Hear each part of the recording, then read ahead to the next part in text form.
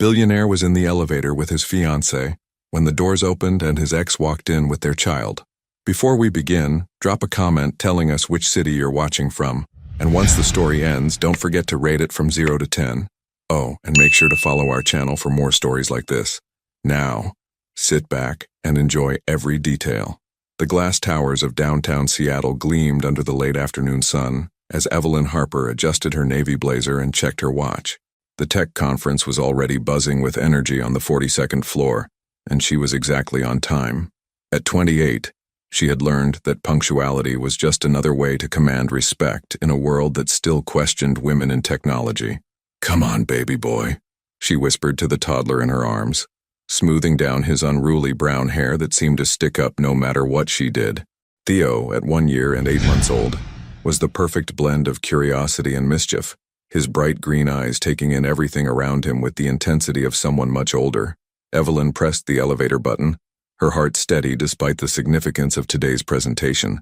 She had built her software security company from the ground up, and tonight's keynote would cement her position as one of the industry's most innovative minds. She didn't need anyone's validation anymore. She had proven herself through sleepless nights, brilliant code, and sheer determination. The elevator doors slid open with a soft chime, revealing 2 figures already inside. Evelyn stepped forward before her brain could process what her eyes were seeing.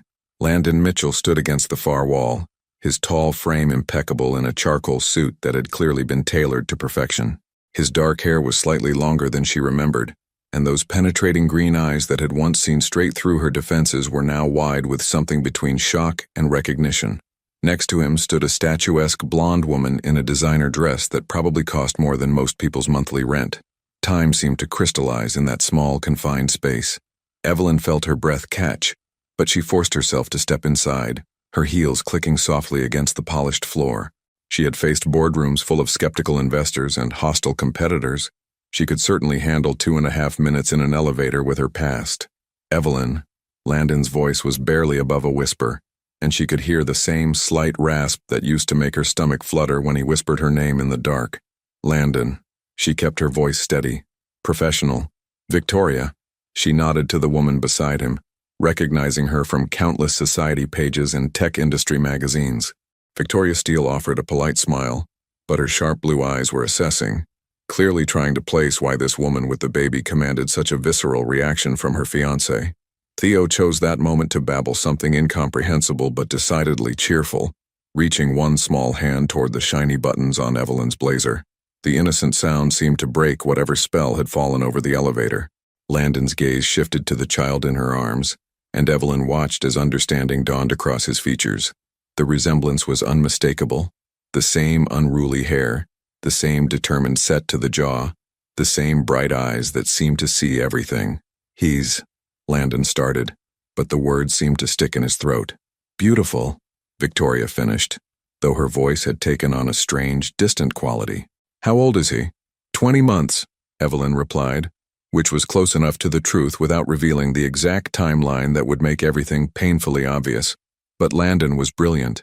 He had always been brilliant, and she could practically see him doing the math. His face went pale, then flushed, and his hands clenched at his sides. The elevator continued its smooth ascent, each floor bringing them closer to a moment when they would have to step apart again, when this impossible reunion would end and real life would resume. But right now, in this suspended moment, everything felt possible and impossible at the same time.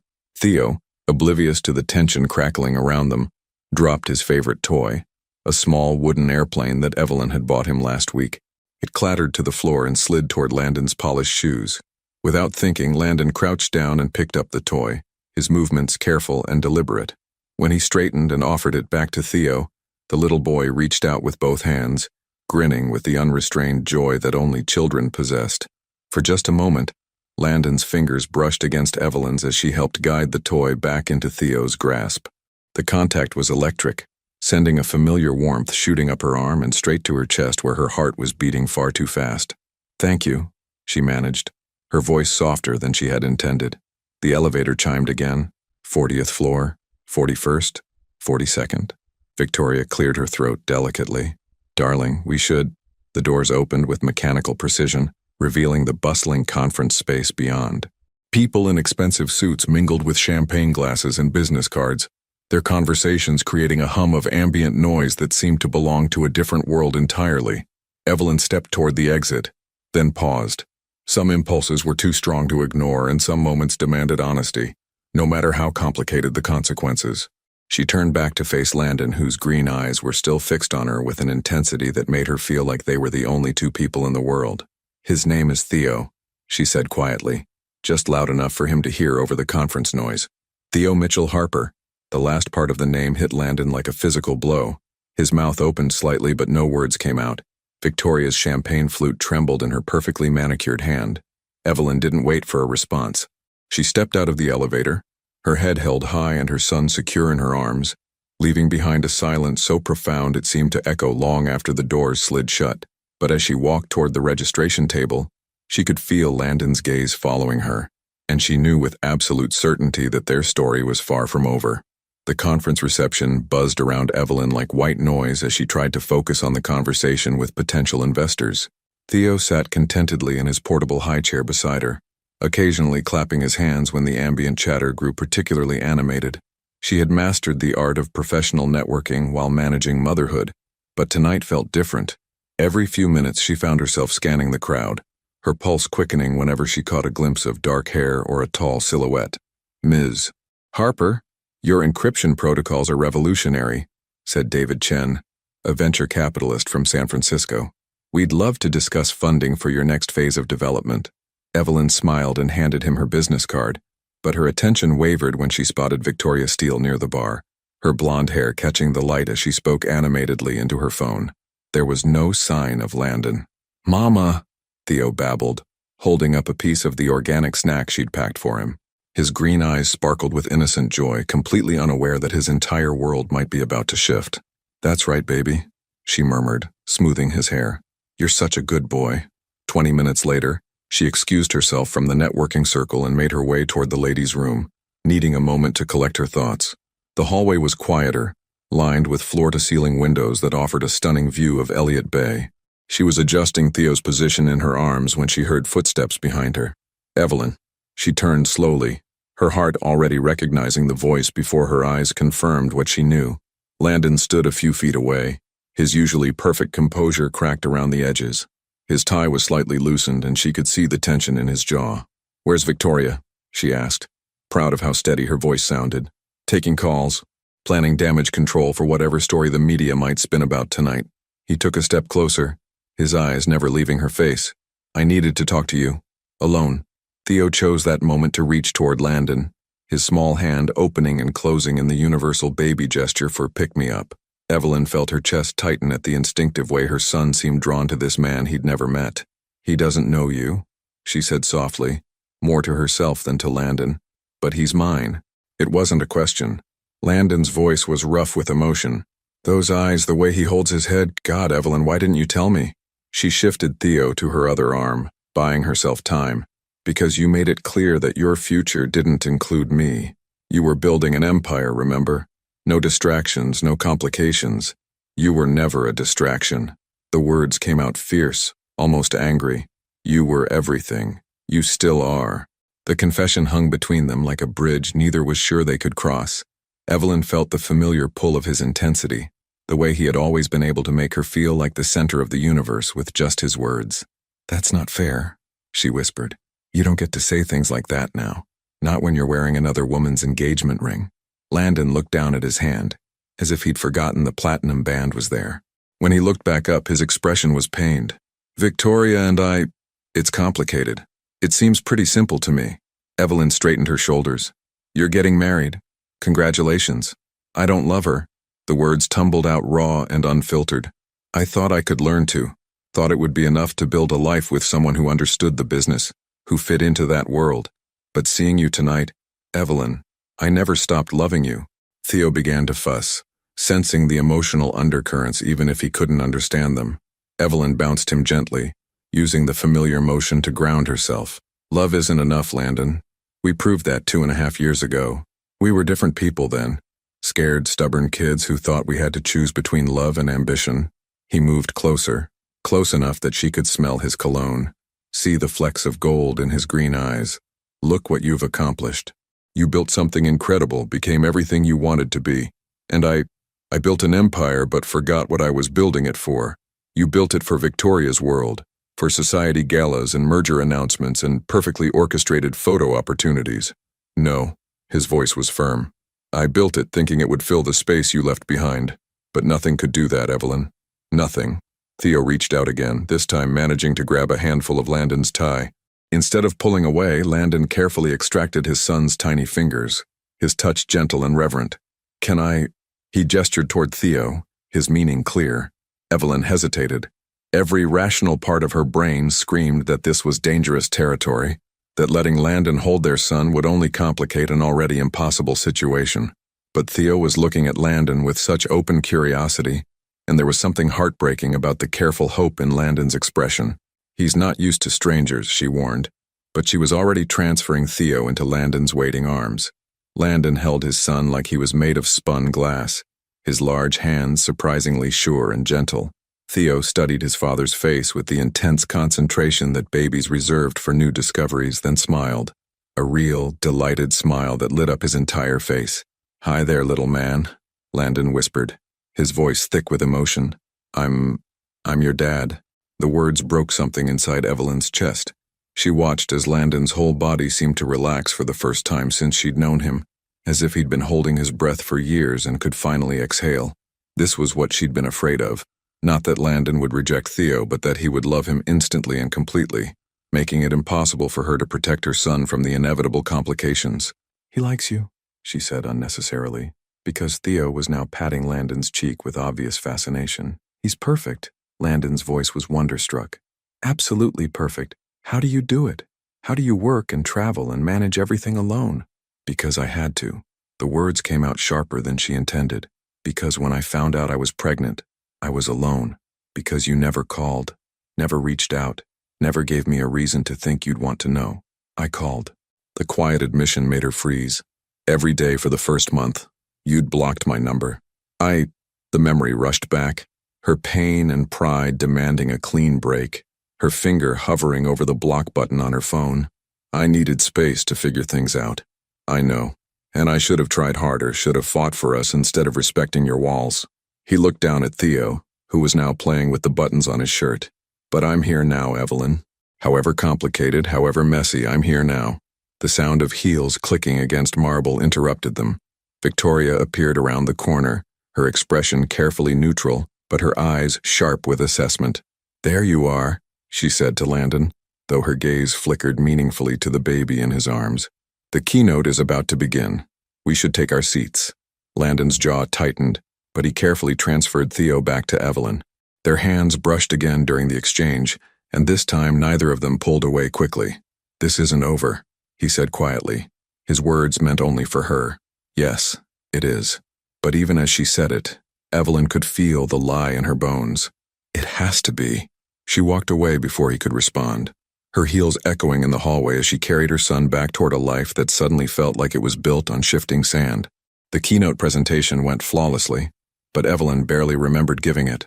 She stood on the stage, delivering her carefully rehearsed speech about the future of cybersecurity, while her mind replayed every moment in that hallway. The way Landon had held Theo with such reverence, the raw honesty in his voice when he'd admitted to calling her, the look in his eyes when he'd said he never stopped loving her. Now, 2 hours later, she sat in her hotel room overlooking the Seattle waterfront, Theo finally asleep in his travel crib after an evening that had overstimulated them both. She'd changed into comfortable yoga pants and an oversized sweater, her presentation armor replaced by the soft clothes that reminded her she was a mother first, everything else second. Her phone buzzed against the marble nightstand. An unknown Seattle number. "Hello? It's me." Landon's voice was softer over the phone, more intimate somehow. "I got your number from the conference directory. I hope that's okay." Evelyn closed her eyes and leaned against the headboard. "It's late, Landon. I know. I couldn't sleep. Victoria's in her own room planning the engagement party we're supposed to have next month." His laugh was bitter. "She's choosing flowers for a wedding that should never happen." "Then don't let it happen." The words slipped out before she could stop them. "It's not that simple. Her father's company is our biggest investor. Breaking the engagement doesn't just end our relationship. It could destroy everything I've built." Evelyn felt a familiar stab of disappointment, So this is about money. No. His voice was fierce. This is about 20,000 people who work for companies under my umbrella. This is about innovations that could change the world. About responsibilities I can't just walk away from. But Evelyn, seeing you tonight, holding our son, nothing else matters compared to that. She stood and walked to the window, looking out at the city lights reflected in the water. Our son has been fine without you for 20 months. He doesn't need complications. Maybe not. But I need him, and I need you. The honesty in his voice made her chest ache. Need and want are different things, Landon. You want the fantasy of us, the idea of a ready-made family that fits into your perfect life. But reality is messier. Reality is Theo crying at 3 a.m. with an ear infection. Reality is business trips where I have to choose between my career and being present for every milestone. Reality is, can I see you tomorrow? The question interrupted her carefully constructed argument. What? Tomorrow? Can I see you and Theo? Not at a conference, not with Victoria hovering, just us. Evelyn pressed her forehead against the cool glass. I fly back to Portland in the morning. Then I'll come to Portland. Landon. One day, Evelyn. Give me one day to prove that I'm not the same man who let you walk away before. Give me a chance to be Theo's father. She thought about the way Theo had reached for him, the instant connection that seemed to transcend genetics. Her son deserved the chance to know his father, didn't he? Even if it complicated everything. One day, she found herself saying, but I have rules. Anything. This isn't about us. It's about Theo. If you want to be part of his life, it has to be consistent. No dropping in when it's convenient and disappearing when it gets difficult. Understood. And Victoria can't know. Not yet. Not until you figure out what you really want. There was a long pause. She already suspects. Suspects what? That Theo is mine. She's not stupid, Evelyn. She saw the way I looked at him, the way he looks like me. She's been making calls all evening, trying to find information about you. A chill ran down Evelyn's spine. Victoria Steele had the resources and connections to make Evelyn's life very complicated if she chose to. What kind of information? Your company's financial records, investor lists, client contracts. She's looking for leverage. Leverage for what? To make sure you stay out of our lives permanently. Evelyn sank into the chair by the window, suddenly feeling exhausted. Maybe she's right. Maybe I should. Don't you dare. Landon's voice was sharp. Don't let her scare you away. I won't let her hurt you or Theo. How can you protect us when you can't even break up with her? The question hung in the air like a challenge. Evelyn could hear traffic in the background on his end, the sounds of the city that never quite slept. I'm working on it, he said finally. There are contracts, legal obligations, board meetings that need to happen, but I'm working on it. How long? I don't know. Weeks, maybe months. That's too long. Evelyn's voice was firm. I won't let Theo get attached to someone who might disappear again. I won't let myself get attached either. You already are attached. His voice was gentle but certain. I could see it tonight. The way you looked at me when I held him. You felt it too, didn't you? That rightness, like we were always meant to be a family. She had felt it. That was the problem. For just a moment watching Landon hold their son, she'd seen a future she'd convinced herself was impossible. A future where Theo had both parents, where she didn't have to carry every burden alone, where love was enough to overcome practical obstacles. But love hadn't been enough before. Send me your address, Landon said. I'll drive down tomorrow morning. Landon, please, let me try to be the man you both deserve. Evelyn looked over at Theo's crib, where her son slept peacefully, completely trusting that she would make the right decisions for both of them. The weight of that responsibility had never felt heavier. Okay, she whispered. But if you hurt him, if you make promises you can't keep, I will make sure you never see him again. I understand. Do you? Because this isn't a game, Landon. This is my son's heart we're talking about. He's already been through enough upheaval in his short life. What do you mean? Evelyn hesitated, then decided he deserved the truth. I was sick when he was born. Really sick. Complications from the pregnancy that lasted months. Theo spent his first few weeks thinking his grandmother was his mother because I was in and out of the hospital so much. Evelyn, his voice was stricken. Why didn't you call you and say what? Hi, remember me? The woman you couldn't commit to? Well, surprise, you have a son and I might die, so could you please rearrange your empire-building schedule to help raise him? Yes, exactly that. The simple response caught her off guard. You would have come. I would have dropped everything. Hospital bedside vigils, middle-of-the-night feedings, diaper changes, doctor appointments, all of it. I would have been there for all of it. Tears stung her eyes, and she was grateful he couldn't see them. Well, it's too late for that now. It's not too late for tomorrow. She closed her eyes, feeling the familiar tug-of-war between hope and self-preservation. Tomorrow is just one day. Tomorrow is a beginning. After she hung up, Evelyn sat in the dark hotel room for a long time, listening to Theo's soft breathing and watching the city lights blur through her tears. She'd built a good life for them, a safe life. Tomorrow, she was about to risk all of that for a man who was still engaged to someone else. But as she finally drifted off to sleep, she couldn't stop thinking about the way Landon had whispered, "Hi there, little man," to their son, like he'd been waiting his whole life for that moment. The doorbell rang at exactly 9 o'clock, and Evelyn's heart jumped despite her attempts to stay calm. She'd spent the morning cleaning her already spotless townhouse in Portland's Pearl District, changing outfits twice, and rehearsing conversations that would probably never happen. Theo sat in his high chair, happily smearing banana across his tray while wearing the navy polo shirt she'd chosen because it brought out his eyes. Through the peephole, she could see Landon standing on her front porch, looking unexpectedly nervous. Gone was the polished conference attire. Instead, he wore dark jeans and a gray sweater that made him look younger, more approachable. In his hands, he carried what appeared to be a gift bag.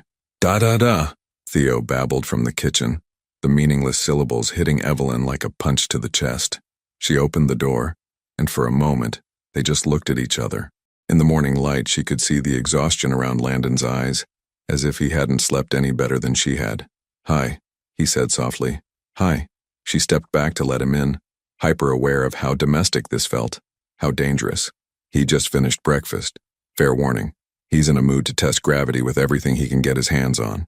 Landon smiled, his first real smile since yesterday, and followed her into the open-concept living space.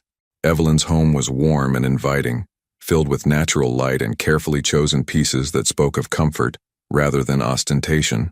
Children's books were scattered across the coffee table, and a basket of toys sat in the corner next to a wall of built-in bookshelves. "This is beautiful," he said, taking in the space. "It feels like home." "It is home."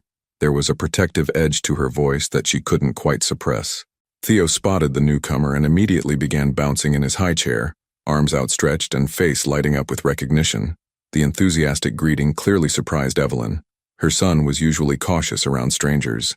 "Hey, buddy," Landon said, approaching slowly. "Remember me?" "Ba, Theo responded, clapping his sticky hands together. "I brought you something." Landon held up the gift bag, then looked at Evelyn for permission. "Is it okay?" She nodded, curious despite herself. Landon reached into the bag and pulled out a beautifully crafted wooden train set. Not the cheap plastic kind sold in big box stores, but hand-carved pieces that looked like heirloom toys. "I know he's still young for it," Landon said, suddenly uncertain.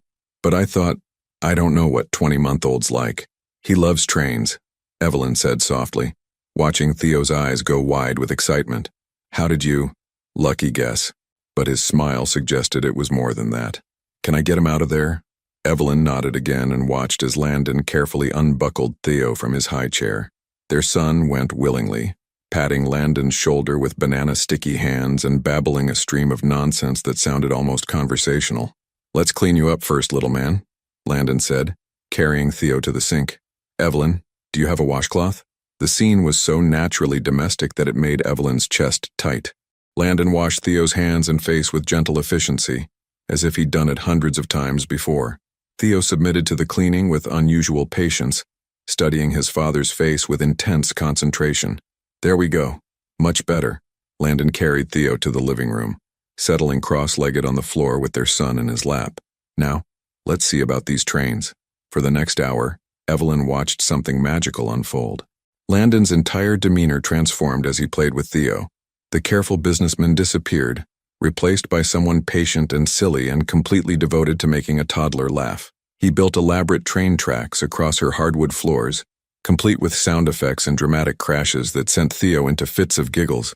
"He's never this engaged with strangers," Evelyn said, settling on the couch with her coffee. "Usually he needs time to warm up to people." "Maybe it's not strange to him," Landon replied, helping Theo stack wooden blocks into an increasingly precarious tower. "Maybe some connections are just natural." The tower fell with a satisfying crash, and Theo clapped with delight before immediately starting to rebuild. Persistent, Landon observed. I wonder where he gets that from. Definitely not from me, Evelyn said dryly, earning a laugh from Landon that made her stomach flutter in ways she'd almost forgotten. Her phone buzzed with a text message. The name on the screen made her blood run cold.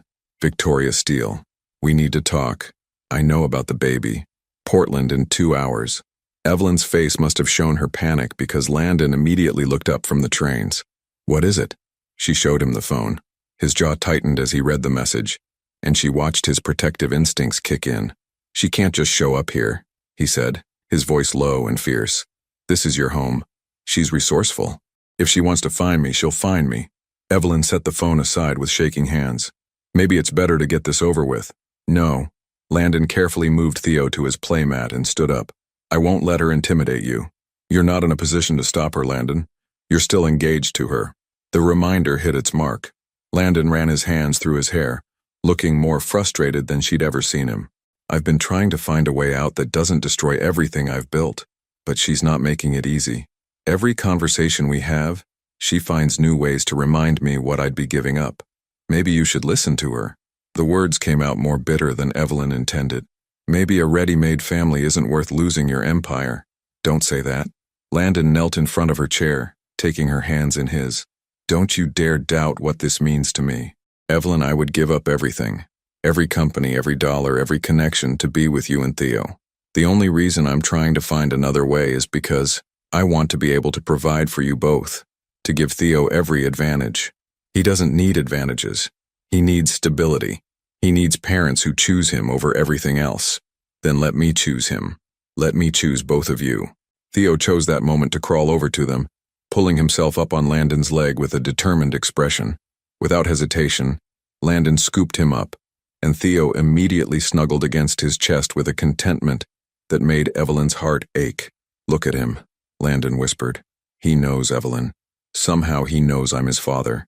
She could see it too, the way Theo relaxed in Landon's arms, the way he kept touching Landon's face as if memorizing it. Her independent, cautious son had never bonded with anyone this quickly, not even with her own father. 2 hours, she said, checking her phone again. Victoria will be here in 2 hours, and she's going to try to tear apart everything good about today. Then we don't waste the time we have. Landon stood, still holding Theo. Show me everything. His room, his favorite books, his bedtime routine. Show me how to be his father. The next 90 minutes passed in a blur of ordinary moments that felt extraordinary. Landon changed his first diaper with surprising competence, read Goodnight Moon with theatrical flair that made Theo giggle, and learned that their son's favorite game was peekaboo played with increasingly elaborate hiding spots. But as the clock ticked closer to Victoria's arrival, tension crept back into the room like a gathering storm. I should go, Landon said reluctantly, watching Theo toddle around the living room with single-minded determination. I don't want to make this harder for you. Running away won't solve anything. Evelyn's voice was steadier than she felt. She's coming here because she knows about Theo, which means she's already made her decision about what she wants to do with that information. What do you think she wants? Before Evelyn could answer, the doorbell rang. They both froze, and Theo looked up from his toys with curious eyes. I guess we're about to find out, Evelyn said, smoothing her sweater and walking toward the door that would either open to their future or destroy it completely. Victoria Steele stood on Evelyn's doorstep like a designer-clad storm cloud, her platinum blonde hair perfectly styled despite the 2-hour drive from Seattle. She wore a cream-colored coat that probably cost more than most people's cars, and her blue eyes were sharp with calculated assessment as they swept over Evelyn's more casual attire. Ms. Harper. Her voice was crisp, professional. Thank you for agreeing to see me. I didn't agree to anything, Evelyn replied, but she stepped aside to let Victoria enter. Behind her, she could hear Theo's happy babbling and the sound of wooden trains rolling across hardwood floors. Victoria's gaze immediately found Landon, who had risen from the floor where he'd been playing with Theo. The sight of her fiancé in domestic bliss with another woman and child created a crack in her composed facade, so brief that someone less observant might have missed it. Darling, she said to Landon, her tone carrying just a hint of steel beneath the endearment. I thought you were handling business meetings in Portland today. Change of plans, he replied, moving protectively closer to where Theo was still playing, oblivious to the tension crackling through the room. Victoria's attention shifted to the toddler, and Evelyn watched her take in every detail: the unruly dark hair, the green eyes, the determined set of the jaw that was unmistakably Mitchell. When Theo looked up and grinned at the new visitor with his father's charming smile, Victoria's mask slipped entirely. "He's beautiful," she said, and for a moment her voice carried genuine emotion. "How old did you say he was?" 20 months, Evelyn answered carefully. 20 months. Victoria's smile was sharp as a blade. "Which would make him conceived around, when was it you two broke up? February of 2023? The mathematical precision of the question hung in the air like an accusation. Evelyn felt her protective instincts surge. "What exactly are you implying?" "I'm not implying anything. I'm stating a fact." Victoria settled gracefully into the armchair across from the couch, crossing her legs with deliberate elegance. "Your son is Landon's child. The resemblance is undeniable, and the timeline fits perfectly." Landon moved closer to Evelyn, his presence both comforting and concerning. "Victoria, this isn't necessary." "Oh, but it is." Victoria's laugh was crystalline and cold. "You see, Evelyn, I've done my research. Your company, while innovative, is still relatively small. Your investors are cautious. Your contracts are project-based, and your financial stability depends entirely on maintaining your reputation in a very competitive field." The implicit threat was unmistakable. Evelyn felt ice form in her stomach, but she kept her voice steady. And I could destroy all of that with a few well-placed phone calls." Victoria examined her perfectly manicured nails. "Technology is such an insular industry, isn't it? Word travels fast when someone's professional judgment comes into question." "You're threatening her." Landon's voice was dangerously quiet. "I'm protecting our future," Victoria corrected. "The future we've planned, the merger we've announced, the life we've built together. I won't let one night of nostalgia destroy everything we've worked toward."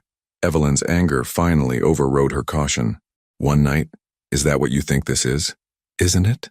Victoria's smile was predatory. "Landon tells me your relationship ended badly years ago.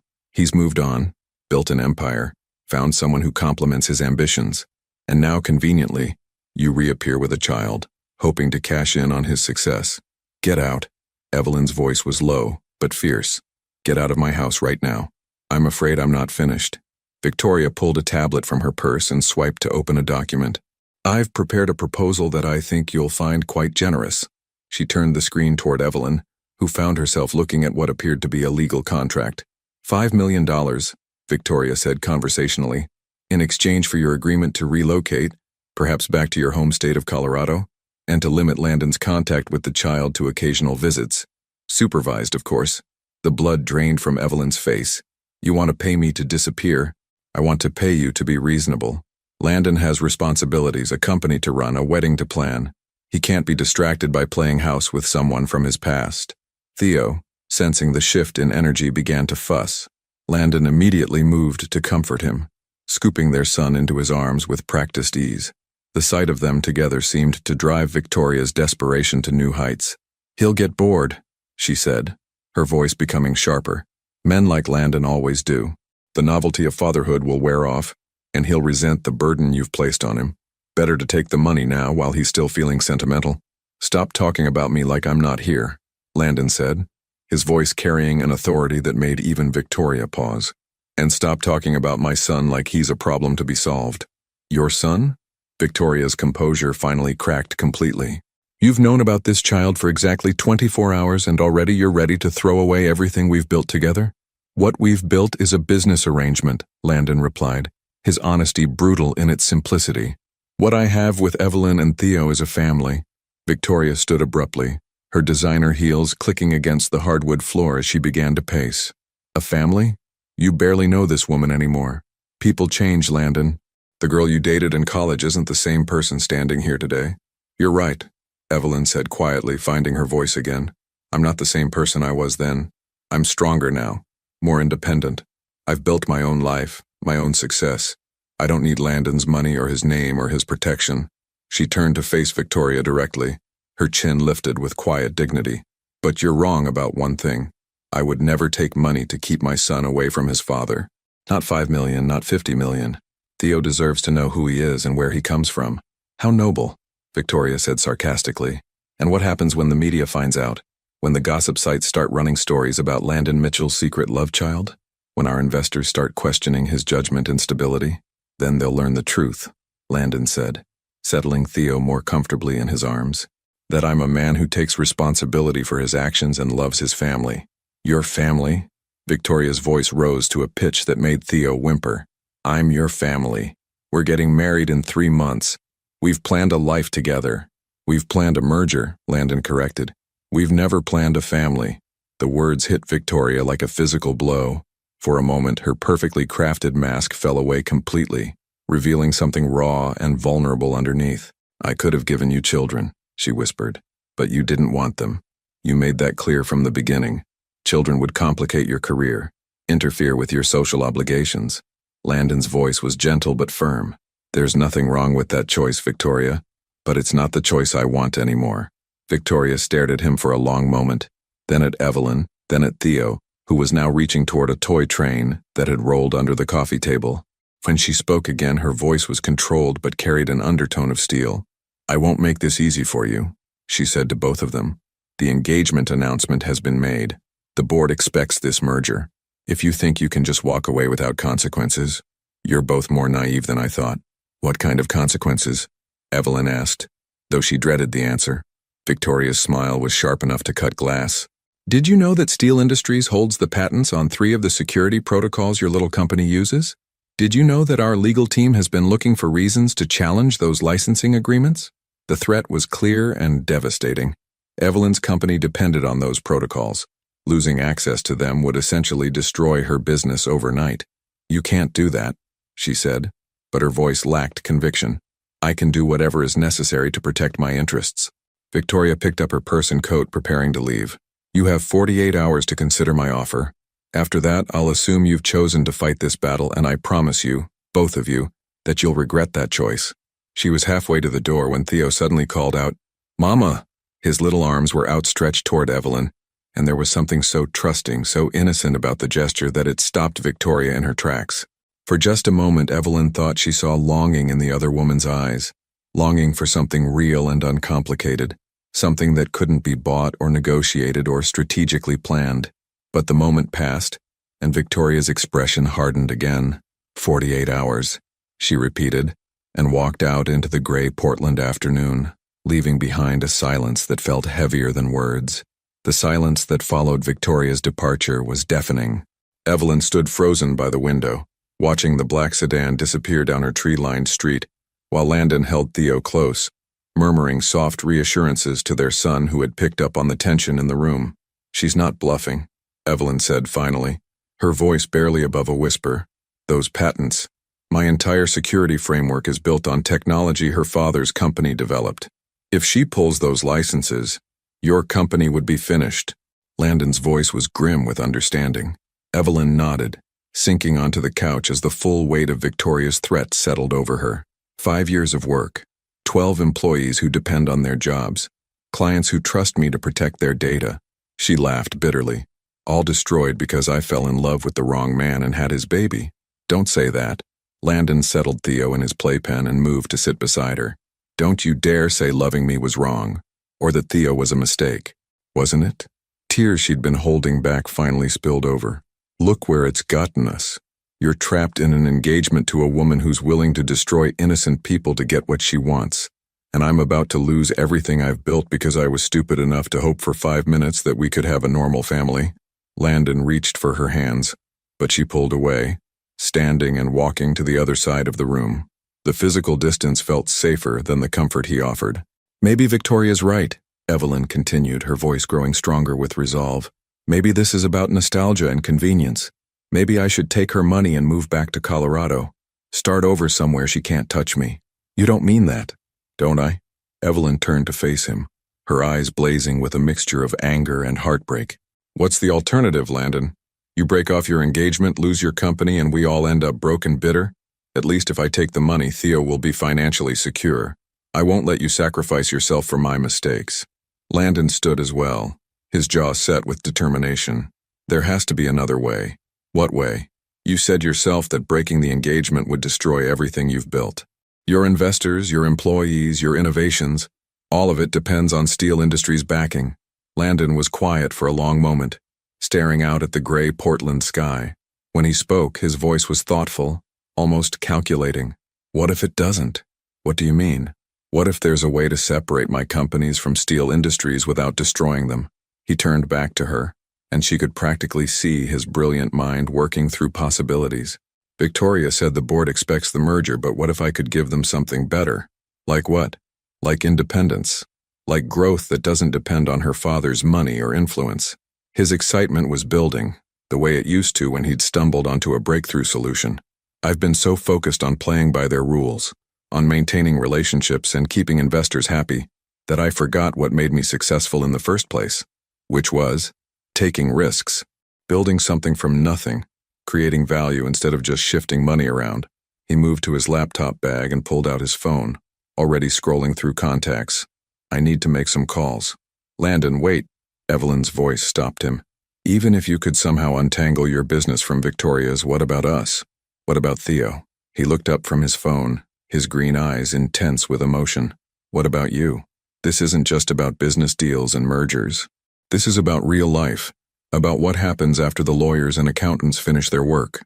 She gestured toward Theo, who was contentedly stacking blocks in his playpen. He's not a problem to be solved or a contract to be negotiated. He's a little boy who needs stability and consistency. And love. Don't forget love. Love isn't enough. The words came out harsher than she intended, but they needed to be said. I loved you before, and we still fell apart. We still hurt each other. What makes you think this time will be different? Landon set his phone aside and moved toward her slowly, as if approaching a wounded animal. Because we're different people now. Because we've both learned what it means to lose something precious. Because now we have Theo, and he deserves parents who fight for their family instead of running from it. I'm not running. Yes, you are. His voice was gentle, but firm. You're so afraid of getting hurt again that you're willing to accept Victoria's threats instead of fighting for what we could have together. Evelyn felt her carefully constructed walls beginning to crumble. What if we try and it doesn't work? What if we put Theo through the chaos of blending our lives together and then we realize we're still the same incompatible people we were before? Then we figure it out, together. Landon reached out tentatively, and this time she didn't pull away when he took her hands. Evelyn, I know I hurt you before. I know I chose my ambitions over our relationship, and I've regretted that choice every day for the past 2.5 years. Words are easy. Then let me show you with actions. He squeezed her hands gently. Give me 48 hours. That's all I'm asking. 48 hours to prove that I can protect you and Theo, that I can untangle the mess I've made, and that I'm ready to put our family first. And if you can't, then I'll go with you to Victoria's lawyers. I'll make sure you get everything you need to start over somewhere safe, and I'll accept whatever visitation arrangement you think is best for Theo. The offer was more generous than she'd expected, more painful too, because it meant he was willing to lose them if it meant protecting them. Theo's babbling from his playpen interrupted the heavy moment. He was holding up a wooden train, offering it to them with the generous spirit that only children possessed. The simple gesture reminded them both of what they were really fighting for. 48 hours, Evelyn said finally. Relief flooded Landon's features. Thank you, but I have conditions. Name them. First, no empty promises. If you say you can do something, you better be absolutely certain you can deliver. I won't get Theo's hopes up only to disappoint him later. Agreed. Second, if this doesn't work, if Victoria destroys my company or your board revolts or any of a dozen other things go wrong, we don't blame each other. We focus on what's best for Theo and move forward as co-parents. Nothing more. The last condition clearly pained him, but he nodded. Understood. And third, she hesitated, then forced herself to continue. If we're going to try this, if we're really going to see if we can be a family, then we do it honestly. No more walls, no more protecting ourselves from getting hurt. We're either all in, or we're not in at all. All in, he said without hesitation. Evelyn, I am completely, utterly all in. The conviction in his voice made her chest tight with hope and terror in equal measure. She was about to bet everything, her heart, her future, Theo's stability, on a man who had already broken her trust once. But as she looked at Theo, contentedly playing with the trains his father had brought him, she realized some gambles were worth taking. Okay, she whispered. 48 hours. Landon's smile was brilliant and grateful, and tinged with the kind of determination that had built empires. I won't let you down, either of you. As he pulled out his phone and began making calls that would either save or destroy everything they'd worked for, Evelyn couldn't help but think that 48 hours had never felt simultaneously so long and so impossibly short. Outside, storm clouds were gathering over Portland, and she couldn't shake the feeling that whatever came next would change all of their lives forever. 24 hours into Landon's 48-hour promise, Evelyn's townhouse had been transformed into a war room. Her dining table was covered with laptops, legal documents, and the remnants of takeout containers from the Chinese restaurant down the street. Landon hadn't left since yesterday afternoon, working through the night while Theo napped and played around them, oblivious to the battle being fought for his future. Marcus just confirmed it, Landon said, hanging up his third conference call of the morning. Chen Industries is willing to back out of their exclusivity agreement with Steele if we can offer them better terms on the AI integration project. Evelyn looked up from her own laptop, where she'd been reviewing her company's contracts with a fine-tooth comb. That's the third investor you've flipped in 12 hours. Victoria's going to notice the pattern soon. She already has. Landon's phone buzzed with another call. That's probably her now. Instead of answering, he let it go to voicemail and turned back to the spreadsheet they'd been building. The past day had revealed just how extensively Steele Industries had woven themselves into Landon's business empire, but it had also shown that most of those connections were based on convenience rather than necessity. The Yamamoto deal is the key, he continued, highlighting a row of numbers. If I can secure their backing independently, I can buy out Steele's stake in the holding company. It'll cost me nearly everything I have in liquid assets, but it's doable. And then what? Evelyn asked, though she was beginning to see the bigger picture. You'll be free of Victoria, but you'll also be broke. Not broke, just starting over. His smile was rueful but determined. I built something from nothing once. I can do it again. Theo chose that moment to toddle over, clutching his wooden train and babbling what sounded like an elaborate story about its adventures. Landon automatically reached down to scoop him up, settling their son on his lap while continuing to work. The easy domesticity of the gesture made Evelyn's heart clench. Over the past 24 hours, she'd watched Landon seamlessly integrate himself into their daily routine, helping with meals, reading bedtime stories, even handling a middle-of-the-night diaper change when Theo had woken up fussy. He approached fatherhood the same way he approached business, with complete focus and an instinct for what needed to be done. There's something else, she said, closing her laptop and turning to face him fully. I've been looking into those patents Victoria threatened me with, and they're not as ironclad as she made them seem. The original licensing agreements include clauses that would allow me to negotiate alternative arrangements if Steele Industries tries to terminate without cause. Landon's eyes sharpened with interest. Which means her threats might be bluster. Expensive, complicated bluster that would tie us up in court for months, but not the immediate death sentence she made it sound like. That's brilliant. Landon shifted Theo to his other knee, his excitement building. If we can neutralize her leverage over your company while I extract myself from Steele Industries, we might actually have a chance at this. Evelyn finished the thought, feeling a cautious optimism she'd been afraid to acknowledge. Their planning was interrupted by the doorbell.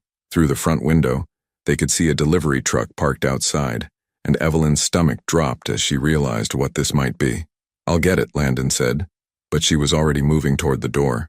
The delivery required a signature, and the return address confirmed her fears. Steele Industries Legal Department. The envelope was thick, official, and ominous. Let me see it, Landon said as she closed the door. Inside was a formal cease and desist letter, demanding that Evelyn's company stop using any technology covered by Steele patents within 72 hours or face immediate legal action. But more disturbing was the second document, a motion for emergency custody evaluation, claiming that Evelyn was an unfit mother who was exposing her child to unstable and potentially dangerous situations. She's going after Theo, Evelyn whispered, the papers shaking in her hands. She's actually trying to take my son away from me. Landon's face went white as he read over her shoulder. This is insane. She can't seriously think a judge would. She doesn't have to win, Evelyn interrupted, the full scope of Victoria's strategy becoming clear. She just has to tie me up in legal proceedings long enough to destroy my business and drain my resources. And if she can plant enough doubt about my parenting. Theo, sensing the shift in mood, began to fuss in Landon's arms. Automatically, both parents moved to comfort him, but the legal documents remained like a poison between them. We need a lawyer, Landon said. The best family attorney in Portland. With what money? Evelyn's voice was bitter. I've already spent most of my savings trying to keep the company afloat during the slow season. And if she succeeds in pulling those patents, then we use my money. Landon, if you liquidate everything to buy out Steel Industries, you won't have money for lawyers either. They stared at each other across the dining table, the weight of impossible choices settling over them like a shroud. Outside, the Portland rain had started again, drumming against the windows with increasing intensity. Landon's phone rang. This time he answered. Mitchell. Even from across the room, Evelyn could hear Victoria's voice, sharp and satisfied. I trust you've received my gifts by now. Victoria, this has gone too far. Going after Evelyn's parental rights? That's not protecting your interests. That's vindictive. It's strategic. Ms. Harper clearly can't provide a stable environment for that child while she's wrapped up in legal battles and financial ruin. I'm simply ensuring that the boy's welfare is protected. By trying to take him away from his mother? By making sure he's placed somewhere appropriate while the adults sort out their messy personal lives? Victoria's voice was cold, businesslike. Of course, all of this unpleasantness could be avoided if Ms. Harper reconsidered my original offer.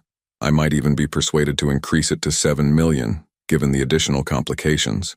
Evelyn snatched the phone from Landon's hand before he could respond. This is Evelyn. The woman herself. I trust you're beginning to understand the situation more clearly now. What I understand is that you're willing to traumatize an innocent child to get what you want. What kind of person does that? The kind who understands that sometimes short-term discomfort prevents long-term disaster. Victoria's tone remained infuriatingly calm. Your son will recover from a temporary disruption. Landon's companies might not recover from the chaos you're bringing into his life. You're wrong about him. Evelyn looked at Landon, who was listening intently while keeping Theo distracted with his toy train. He's stronger than you think, and he loves his son more than any business deal. Love. Victoria laughed, the sound sharp and brittle. How wonderfully naive. Love doesn't pay employees' salaries or fund research and development. Love doesn't protect people from hostile takeovers or market crashes. No, but it gives you something worth protecting those things for. The line was quiet for a long moment. When Victoria spoke again, her voice carried a strange note that Evelyn couldn't quite identify. You really believe that, don't you? You actually think love conquers all. I think love makes the fight worthwhile. Another pause. Longer this time. In the background, Evelyn could hear the sounds of an expensive restaurant, clinking glasses and polite conversation. 24 hours, Victoria said finally. That's how long you have before I file additional motions that will make today's documents look gentle. 24 hours to take the money and walk away, or I will systematically destroy everything you've built and everyone you care about. The line went dead. Evelyn set the phone down with hands that trembled only slightly. Across the room, Landon was watching her with a mixture of admiration and concern. 24 hours, she told him. Then we better get to work. He stood, settling Theo in his playpen with practiced ease, then moved to his laptop with the focused intensity she remembered from their college days. His fingers flew across the keyboard as he pulled up files, made calculations, sent messages to contacts around the world. What are you doing? Calling in every favor I've ever earned, he said without looking up. Victoria thinks she holds all the cards, but she's forgotten something important. Which is? Landon looked up then, his green eyes bright with determination and something that looked like love. She's forgotten that some things are worth losing everything for. As the Portland afternoon darkened into evening, they worked side by side, racing against Victoria's countdown clock and fighting for a future that seemed to slip further away with each passing hour. But for the first time since this nightmare began, Evelyn allowed herself to hope that love might actually be enough, if they were brave enough to bet everything on it. The Multnomah County Courthouse in downtown Portland buzzed with Monday morning activity as Evelyn walked through the metal detectors, Theo's car seat heavy in one hand and a worn leather briefcase in the other. She'd barely slept in the 18 hours since Victoria's final ultimatum, but her mind was sharp with purpose. Landon walked beside her, his usually perfect appearance showing signs of their marathon weekend, his tie slightly askew, shadows under his eyes, but his jaw set with unwavering determination. Ms. Harper, a woman in a navy suit, approached them in the lobby. I'm Jennifer Chen, your attorney. We spoke on the phone last night. Evelyn shook the lawyer's hand, grateful that Landon's contacts had managed to secure them representation on such short notice. Jennifer Chen had a reputation for being brilliant and ruthless in family court. qualities they desperately needed. The emergency hearing is in 20 minutes, Jennifer continued, as they made their way to the elevator. I've reviewed all the documents Victoria Steele filed, and I have to be honest. She's playing dirty, but she's playing smart. The allegations about instability and endangerment are carefully worded to sound serious without being easily disprovable. What are our chances? Landon asked. Better than they were yesterday, thanks to the materials you provided. Jennifer smiled grimly. Financial records showing Miss Harper's business stability, character references from clients and colleagues, medical records proving excellent care for Theo. It all helps. But the real game changer is what you discovered about Ms. Steele's motivations. They exited the elevator on the 3rd floor, where the hallways hummed with the business of family court. Evelyn caught sight of Victoria near the courtroom entrance, surrounded by what appeared to be an army of expensive lawyers. She looked immaculate as always, her blonde hair in a perfect chignon, her cream-colored suit clearly custom-tailored. When their eyes met across the corridor, Victoria's smile was sharp as a blade. Remember, Jennifer murmured as they approached the courtroom, this is about Theo's best interests. Whatever she throws at you in there, stay calm and focus on being the mother you are, loving, capable, and protective. Inside the courtroom, Theo sat quietly in his car seat, playing with his wooden train and occasionally babbling to himself. His innocent presence seemed to highlight the absurdity of the proceedings. How could anyone look at this happy, healthy child and claim his mother was unfit? Judge Patricia Hoffman took the bench promptly at 9 o'clock. She was a woman in her 60s with silver hair and sharp eyes that suggested she'd seen every family court drama imaginable. This is an emergency hearing regarding the petition filed by Victoria Steele, requesting temporary custody evaluation of minor child Theodore Harper, Judge Hoffman announced. Ms. Steele, your attorney may proceed. Victoria's lead attorney, a man whose suit probably cost more than most people's monthly salary, stood and launched into a carefully crafted argument about Evelyn's alleged instability. He painted a picture of a single mother overwhelmed by business pressures, making reckless decisions that exposed her child to dangerous situations. Specifically, the volatile relationship with Landon Mitchell. Your Honor, the attorney continued, Ms. Harper has thrust this innocent child into the middle of a complicated business dispute involving millions of dollars and powerful interests. The child has been present during heated confrontations and has been used as a pawn in Ms. Harper's attempts to manipulate Mr. Mitchell. Evelyn felt anger rise in her chest, but Jennifer's firm hand on her arm reminded her to stay composed. Furthermore, the attorney said, pulling out a tablet, we have evidence that Ms. Harper's business is in serious financial jeopardy due to patent violations. She is facing lawsuits that could result in bankruptcy, leaving her unable to provide adequate care for the child. Objection, Jennifer said, rising smoothly. The financial claims are speculative and irrelevant to Ms. Harper's parenting abilities. Sustained, Judge Hoffman ruled. Stick to facts relevant to the child's welfare counselor. When it was Jennifer's turn, she stood with quiet confidence. Your Honor, this case is not about child welfare. It's about a woman using the legal system as a weapon in a personal dispute. Victoria Steele is engaged to marry Mr. Mitchell, the father of Ms. Harper's child, and she views this family as a threat to her financial interests. Jennifer gestured toward Evelyn and Theo.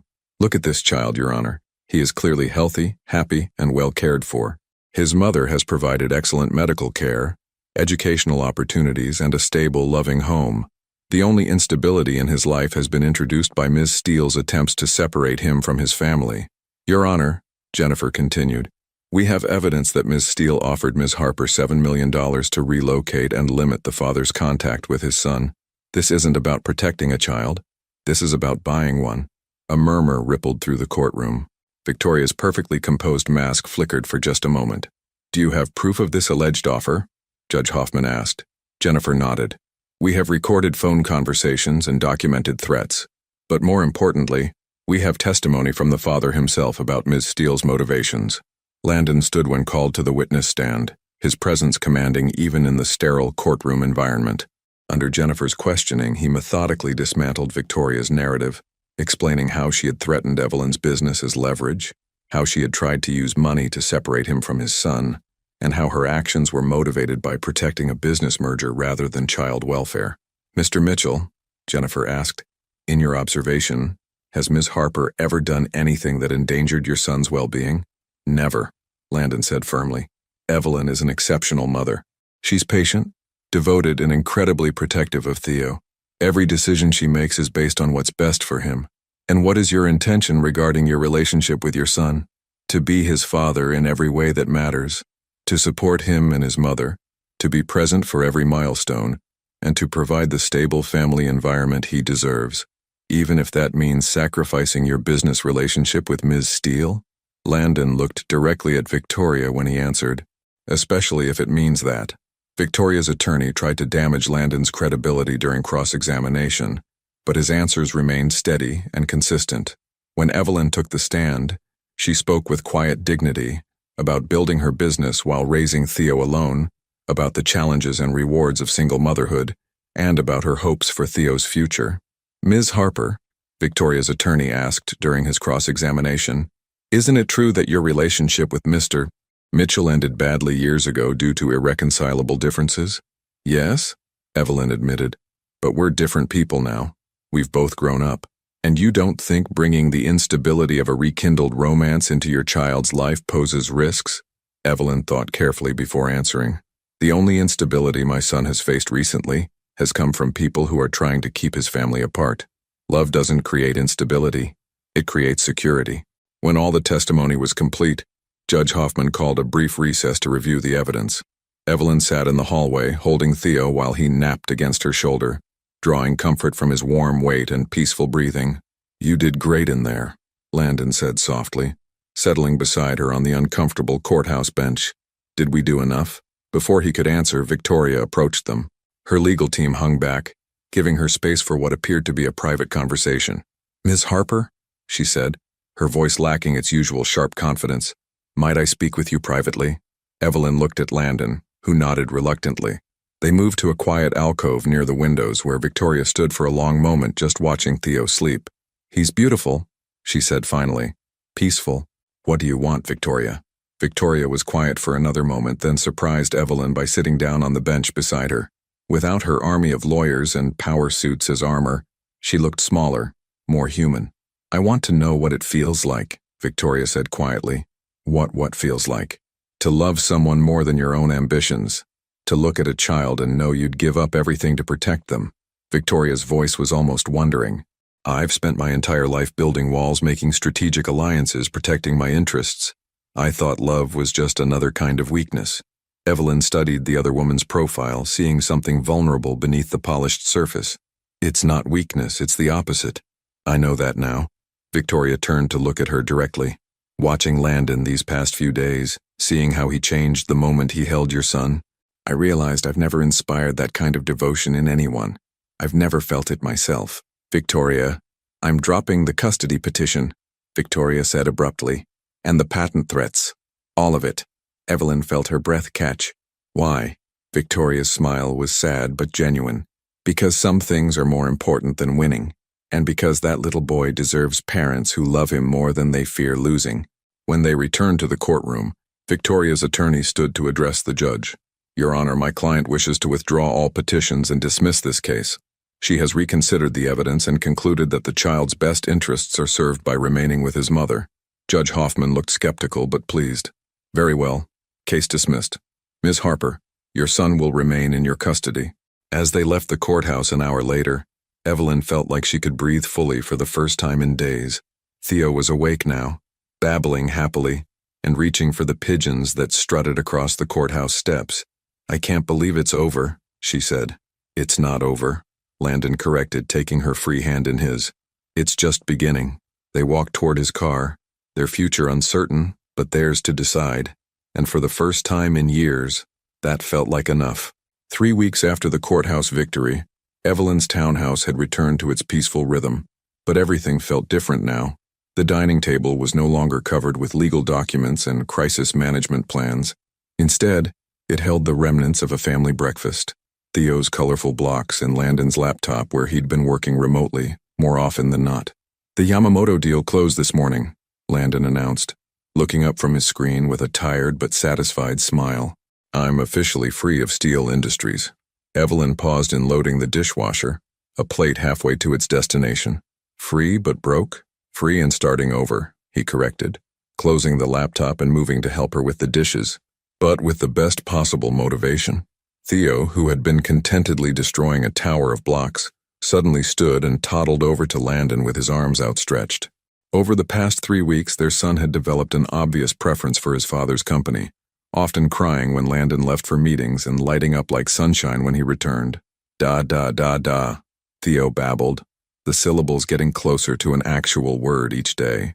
I think he's trying to say daddy, Evelyn observed, watching Landon scoop up their son with the natural ease that still surprised her. We've been practicing, Landon admitted with a grin that made him look boyish. Along with Mama, More, and Train. The domestic scene was interrupted by Evelyn's phone ringing. The caller ID made her stomach tighten reflexively, even though she knew Victoria was no longer a threat. It's her, she said. Landon's expression grew serious. Answer it. Evelyn? Victoria's voice was different, softer, less polished. I hope I'm not calling at a bad time. It's fine. What can I do for you? I wanted to let you know that I'm moving to London. There's a position with a tech firm there that, well, it's a fresh start, away from everything that's happened here. Evelyn felt an unexpected pang of sympathy. That sounds like a good opportunity. It is, and I wanted to apologize properly this time. What I did was unforgivable, using a child as a weapon in my own insecurities. Victoria's voice wavered slightly. You were right, you know. Love does make the fight worthwhile. I just never learned how to fight for anything real. Victoria, I've also transferred the patent licenses to your company directly. Free and clear. Consider it my contribution to Theo's college fund. Evelyn nearly dropped the phone. Those patents were worth millions. You don't have to. Yes, I do. Some debts can't be paid with money, but this is a start. Victoria paused. Take care of them, Evelyn. Take care of each other.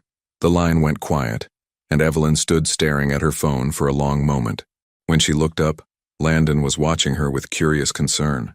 She transferred the patents to my company, Evelyn said, still processing the magnitude of the gesture. Just like that. Guilt is a powerful motivator, Landon said quietly, but so is recognizing something genuine when you see it. Theo chose that moment to attempt an escape from Landon's arms, squirming toward his toy box with single-minded determination. As Landon set him down, their son immediately began his favorite game of emptying every container he could reach. I've been thinking, Evelyn said, settling on the couch and watching their son's industrious destruction, about what happens next.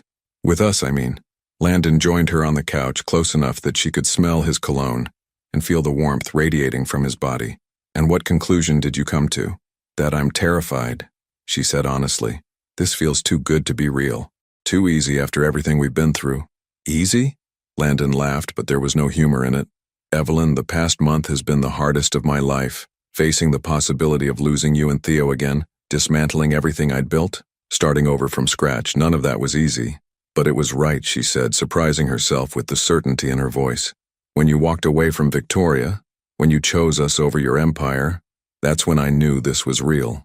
Landon reached for her hand, his fingers intertwining with hers in a gesture that felt both familiar and new. I should have made that choice years ago. I should have fought for us instead of letting my pride and ambition get in the way. We weren't ready then. I wasn't ready. Evelyn squeezed his hand. I was so focused on proving I could do everything myself that I couldn't accept help, even from someone who loved me. And now? She looked around the room, at Theo happily playing with blocks that his father had bought him, at the laptop where Landon had been building a new company while helping her navigate the patent transfer, at the life they were slowly, carefully constructing together. Now I know that being strong enough to do everything alone doesn't mean I have to. Theo suddenly appeared at Evelyn's knees, holding up his wooden train with an expression that clearly demanded attention. She lifted him onto the couch between them, and he immediately began showing them the intricate details of his favorite toy, his babbling taking on the cadence of a very serious explanation. He's going to be brilliant, Landon said, watching their son with obvious pride and wonder. He gets that from you. The brilliance, maybe, but the determination and independence, that's all you.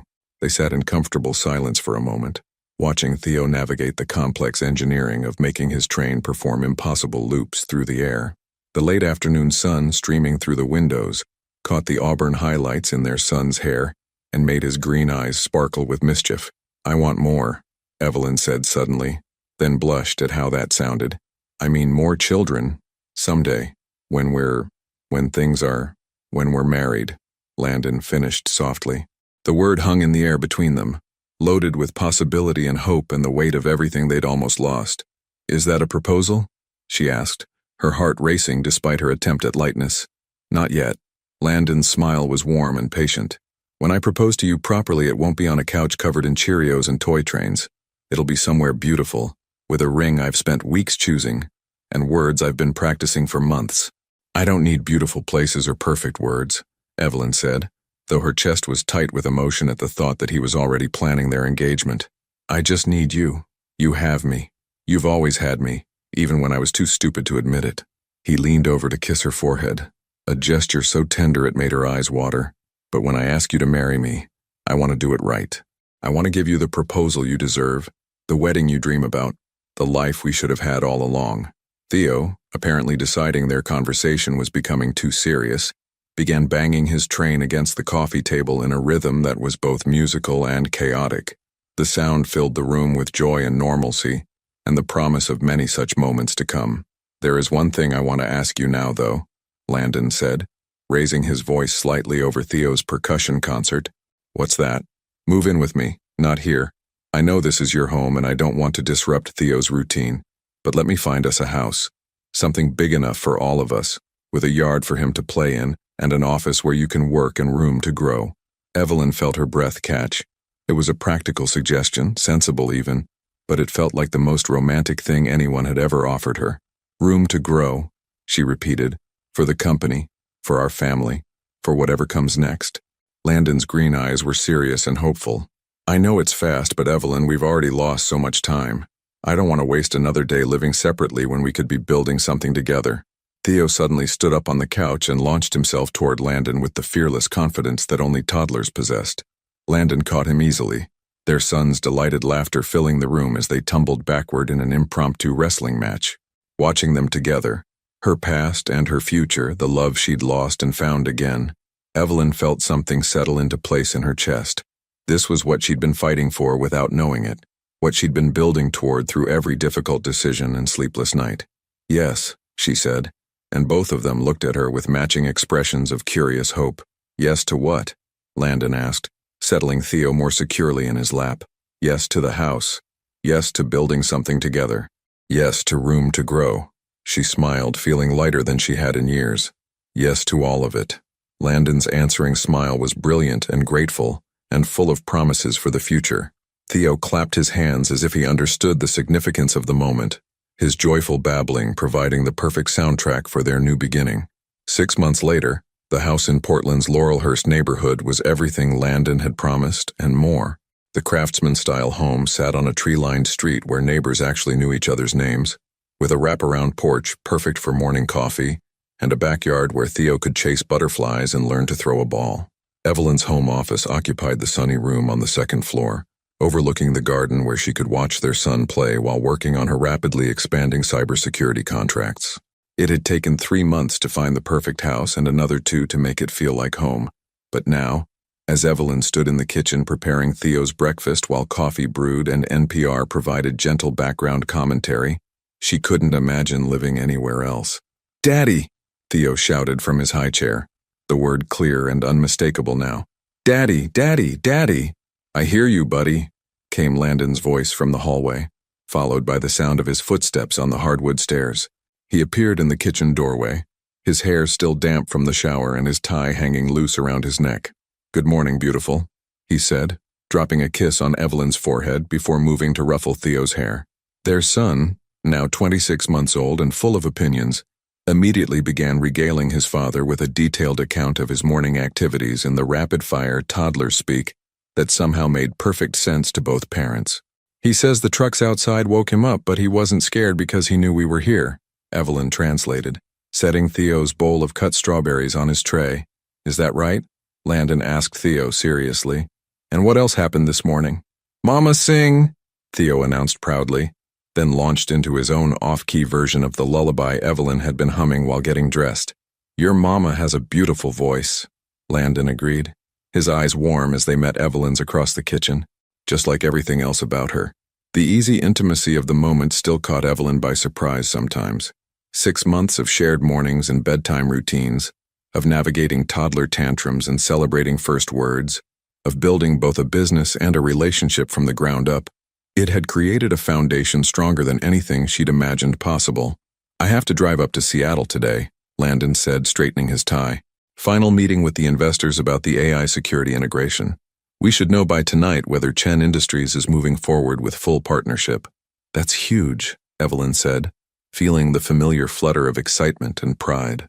Landon's new company had grown faster than anyone expected, built on innovation and integrity rather than financial manipulation. "You've worked so hard for this." "We've worked hard for this," he corrected. "Your security protocols are what made the whole project possible." It was true. Their companies had become naturally intertwined over the past months, complementing each other's strengths and filling in weaknesses. Evelyn's boutique cybersecurity firm provided the specialized expertise that Landon's broader technology ventures needed, while his business development skills had helped her expand beyond her wildest projections. "Daddy go?" Theo asked with the heartbreaking expression he'd perfected for occasions when his father had to travel. "Just for the day," Landon promised, crouching beside the high chair. "I'll be back for dinner, and we can work on that puzzle we started yesterday. Promise?" "Promise."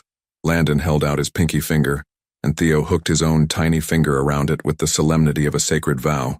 2 hours later, Evelyn was deep in code when her phone rang. The caller ID made her smile. Sarah Martinez, her college roommate and closest friend, calling from Denver.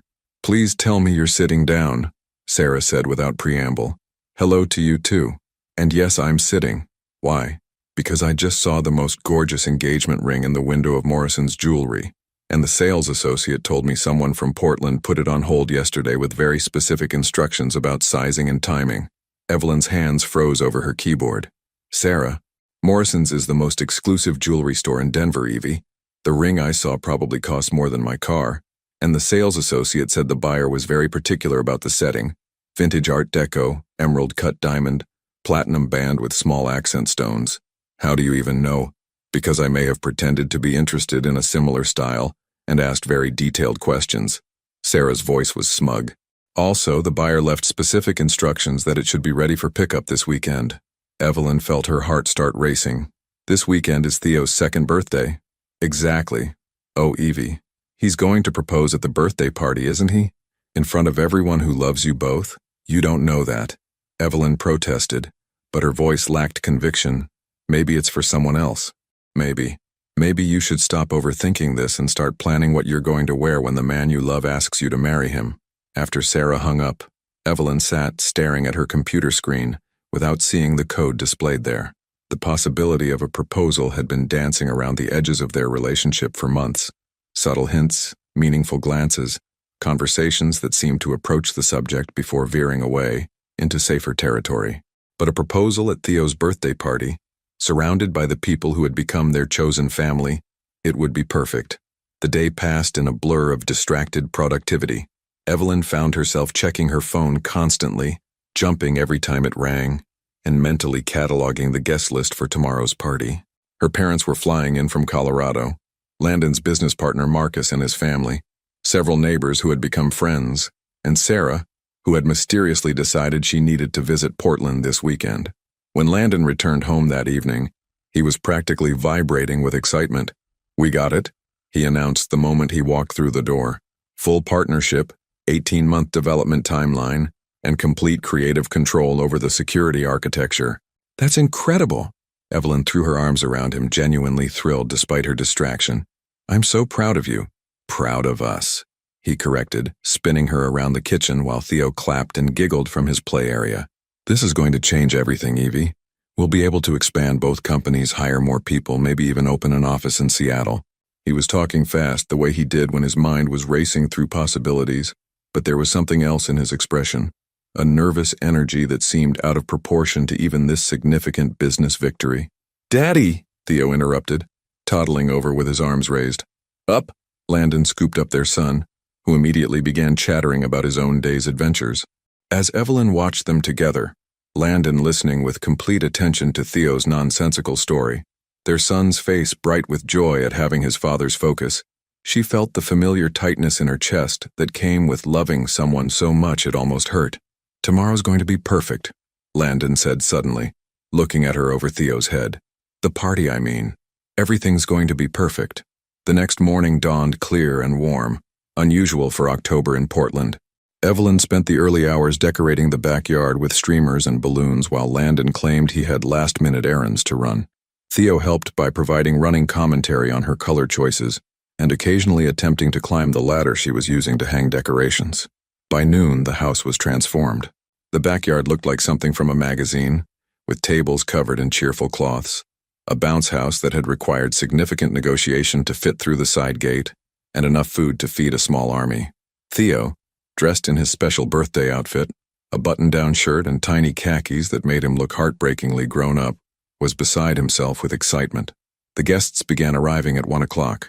Evelyn's parents, who had fallen completely in love with both Landon and their grandson over the past 6 months, came bearing gifts that were probably too expensive and definitely too numerous. Marcus and his wife brought their twin daughters, who immediately claimed Theo as their honorary little brother and whisked him away to explore the bounce house. "You look nervous," Sarah observed, appearing at Evelyn's elbow with a knowing smile. "I'm fine," Evelyn lied, smoothing her carefully chosen dress, a navy blue wrap dress that brought out her eyes and made her feel both elegant and comfortable. "Uh-huh. And that's why you've rearranged the appetizer table 3 times in the past 10 minutes. Before Evelyn could respond, Landon appeared beside them, looking unfairly handsome in dark jeans and a white button-down shirt. But there was definitely something different about his energy, a barely contained excitement that made him seem almost electric. "Ladies," he said, kissing Sarah's cheek and then Evelyn's. "Everything looks incredible. Where did you disappear to this morning?" Evelyn asked. "Just picking up a few things." His smile was mysterious. "Nothing important." The party unfolded with the beautiful chaos that came with toddlers and extended family. Theo received enough presents to stock a toy store, demolished his dinosaur-themed birthday cake with enthusiastic efficiency, and charmed every adult present with his increasingly sophisticated vocabulary and irrepressible personality. As the afternoon stretched toward evening, Evelyn found herself watching Landon more closely. He seemed to be waiting for something, checking his phone occasionally and scanning the crowd as if looking for a particular moment. "Daddy, Daddy," Theo called out, running toward them with chocolate frosting still smeared across his cheek. "Play trains." "In a minute, buddy," Landon said, then looked around at their gathered friends and family. "Actually, I think this might be the perfect time." Evelyn's heart stopped. This was it. Landon moved to the center of the patio, and gradually conversations quieted as people realized something significant was about to happen. He picked up Theo, who immediately began playing with his father's collar, oblivious to the attention focused on them. 2 years ago, Landon began, his voice carrying clearly across the yard. "This little guy came into the world, and everything changed. Not just for his incredible mother, but eventually for me too when I finally got the chance to meet him." Evelyn felt tears prick her eyes as she realized he was including Theo in this moment, making their son part of the proposal, rather than an afterthought. "Theo," Landon continued, addressing their son directly, "what do you think about me asking your mama a very important question?" Theo considered this with the seriousness of someone much older. "Good question?" he asked. "The best question," Landon confirmed, then set Theo down and turned toward Evelyn. The world seemed to narrow to just the two of them as Landon reached into his pocket and pulled out a small velvet box. When he dropped to one knee, Evelyn heard several people gasp, but all she could focus on was his face, nervous and hopeful and so full of love it took her breath away. "Evelyn Harper," he said, opening the box to reveal the most beautiful ring she'd ever seen, exactly as Sarah had described, vintage and elegant and perfect. "You are the strongest, smartest, most amazing woman I've ever known. You're an incredible mother, a brilliant entrepreneur, and the love of my life." Theo, apparently deciding this was some sort of game, toddled over and plopped down next to Landon, mimicking his position on the ground. "You've given me the greatest gift possible in our son, and you've shown me what it means to put family first, to fight for what matters, to build something real and lasting." Landon's voice was steady but emotional. "I want to spend the rest of my life earning the privilege of being your partner, Theo's father, and hopefully the father of the children we'll have together." "Yes," Evelyn whispered, then louder. "Yes, of course, yes." The ring slid onto her finger like it had been made for her, which, given Landon's attention to detail, it probably had been. As he stood and pulled her into his arms, their friends and family erupted in cheers and applause. "Mama happy!" Theo announced, clapping his hands with delight as if he'd orchestrated the entire thing.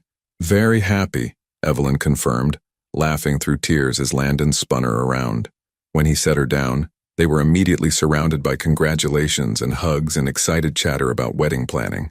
But in the middle of all the celebration, Evelyn caught Landon's eye and mouthed, "I love you. I love you too," he mouthed back, then scooped up Theo, who was demanding to see the pretty sparkles on his mother's finger. As the sun set over their backyard, painting the sky in shades of pink and gold, Evelyn looked around at their chosen family, parents beaming with joy, friends already planning bridal showers, children playing without care for the grown-up emotions swirling around them. This was what happiness looked like, she realized. Not a perfect moment captured in amber, but a messy, chaotic, absolutely perfect life, built with someone who chose her every single day. "What are you thinking about?" Landon asked, appearing beside her with Theo drowsing in his arms. "Just this, all of this." She gestured around the yard, at their life. "A year ago, I never could have imagined we'd be here. A year ago, I was still pretending I didn't need you," Landon said softly. "Thank God for elevators." Evelyn laughed, remembering that moment that had started everything. Thank God for stubborn little boys who look exactly like their fathers. They stood together in the gathering dusk, watching their friends and family clean up the remnants of the party, listening to Theo's soft breathing as he finally succumbed to the exhaustion of his big day. Tomorrow they would start planning a wedding. Next month they would move Evelyn's company into the expanded office space Landon had been secretly negotiating. Next year, if they were lucky, they might be planning another birthday party for another little Mitchell. But tonight, they were simply a family, imperfect and real and absolutely complete. 3 years later, the morning sun streamed through the windows of their expanded home office, where Evelyn sat nursing 6-month-old Emma while reviewing quarterly reports on her laptop. The baby's tiny fingers wrapped around her mother's thumb as she fed, her green eyes, identical to both her father's and older brother's, wide and alert as she took in the world around her. "Mama, Emma hungry again?" 5-year-old Theo asked from his art table in the corner, where he was creating what he called important business drawings, with the serious concentration he applied to everything.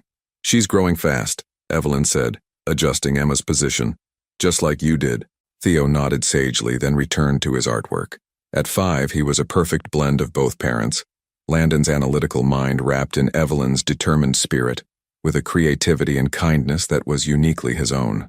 He spoke in complete sentences, asked questions that sometimes stumped the adults around him, and had appointed himself Emma's official protector and entertainment committee. The sound of footsteps on the stairs announced Landon's arrival, and Emma immediately turned her head toward the sound, a smile breaking across her face despite being mid-meal.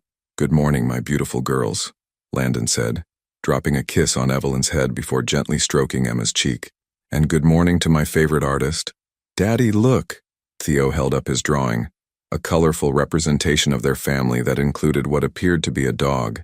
"I made us with Max." "Max?" Evelyn asked, raising an eyebrow at her husband. "We may have discussed the possibility of a family pet," Landon admitted, with the sheepish grin that still made her heart flutter. "Theo's been very persuasive in his arguments about responsibility and companionship." "Very persuasive," Theo agreed solemnly. Evelyn laughed, shifting Emma to her shoulder for burping. "Well, I suppose we do have the yard for it, and the house feels so much bigger since the renovation." The renovation had been necessary when Emma arrived, expanding their already comfortable home to include a proper nursery, a larger home office that could accommodate both of their growing businesses, and a playroom that could contain Theo's increasing collection of trains, blocks, and books. "Speaking of the business," Landon said, settling into his own desk chair, "the Portland expansion is officially complete. We'll be able to hire 12 more developers and move the entire cybersecurity division into the new building by next month." "That's incredible." Evelyn felt the familiar rush of pride and excitement. Their companies had grown beyond their wildest projections, becoming one of the Pacific Northwest's most innovative technology partnerships. What had started as separate businesses had evolved into an integrated operation that complemented their personal partnership perfectly. "And," Landon continued, his voice taking on a particular tone that Evelyn had learned to recognize, "Chen Industries wants to discuss expanding the partnership internationally. They're talking about offices in Tokyo and London." "That would mean travel," Evelyn said carefully. "Not much and never for more than a few days at a time, and only if we both agree it's right for our family." Landon's priorities had been permanently reordered 3 years ago when Theo called him Daddy for the first time. Business success mattered, but it would never again come at the expense of the people he loved. Emma finished her meal and immediately began the baby version of demanding attention from her father. Landon reached for her with the practiced ease of a man who had learned that infant care was just another skill to master, settling her against his chest where she promptly grabbed a handful of his shirt and attempted to eat it. "Remember when we used to think we were busy before Emma?" Evelyn asked, watching her husband handle their daughter with the same focused attention he brought to million-dollar negotiations. "I remember thinking I knew what love was before I met you," Landon replied, then thinking I understood it completely when I first held Theo.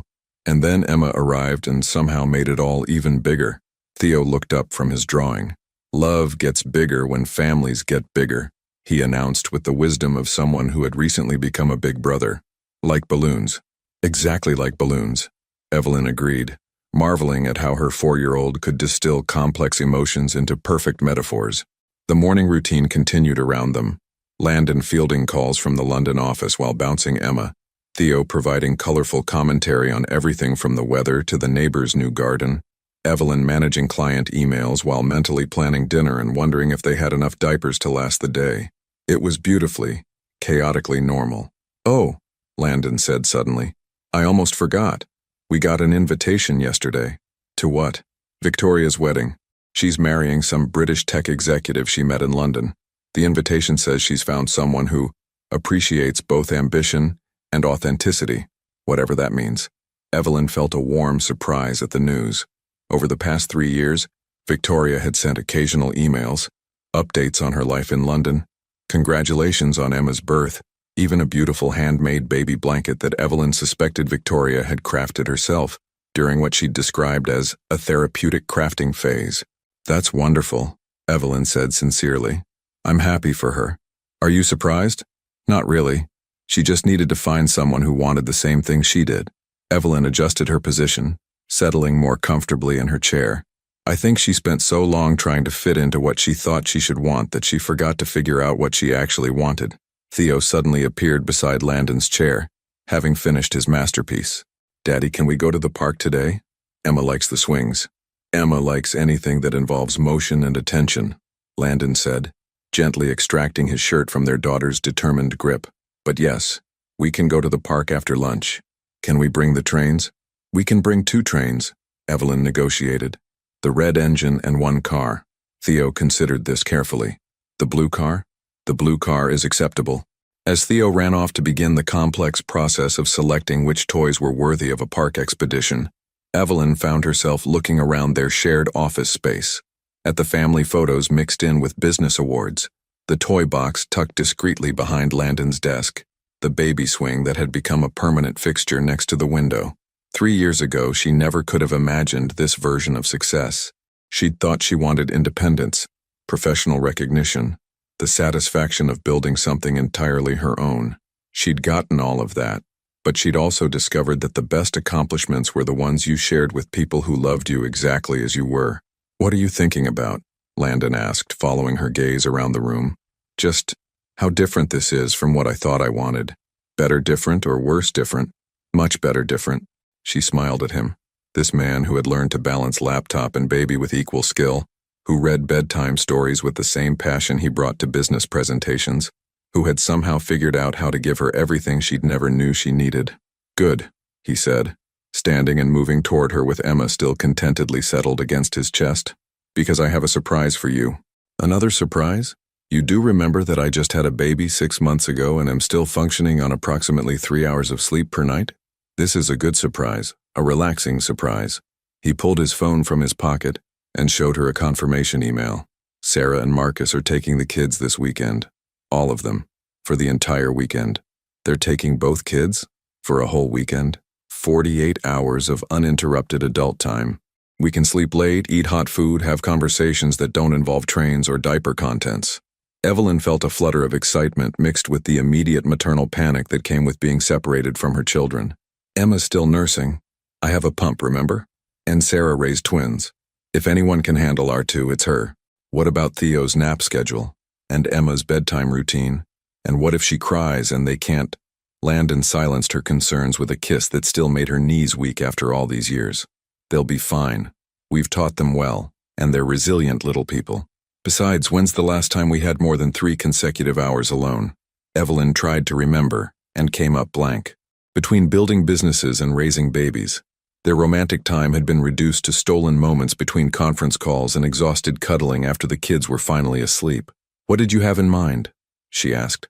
That little bed and breakfast on the coast you mentioned. The one with the fireplace in the room and the restaurant that serves meals you eat with actual silverware. That sounds... Evelyn paused as Emma began to fuss, the baby's internal clock indicating it was time for another feeding. That sounds perfect. As if summoned by the prospect of romantic weekend plans, both children suddenly needed immediate attention.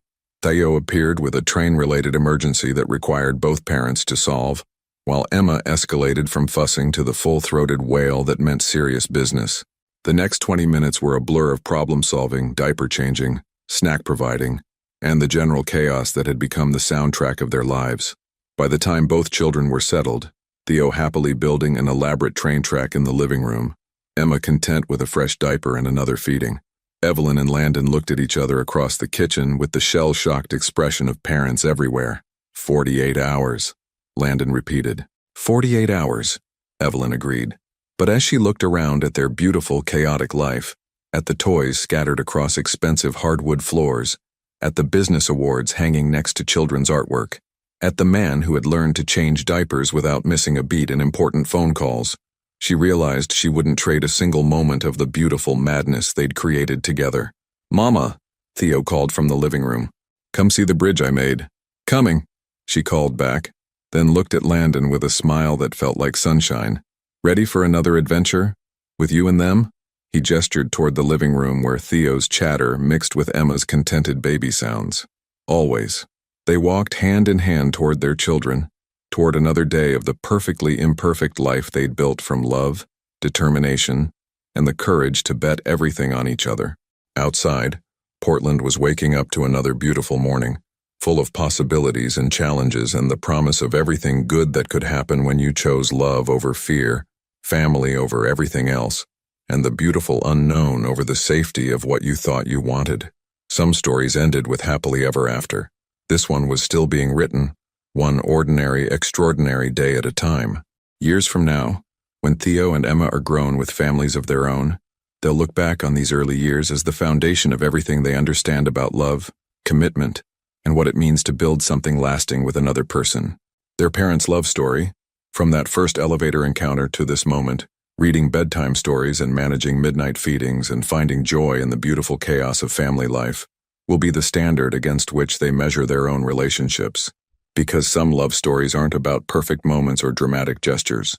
The best ones are about choosing each other, again and again through sleepless nights and stressful days, through professional triumphs and parenting failures, through all the ordinary moments that add up to a life worth living. When faced with your own crossroads between love and ambition, between the safe choice and the leap of faith, between what you thought you wanted and what your heart knows you need, what choice would you make? Your participation means a lot to the channel. Please share your thoughts in the comments. Thank you for watching.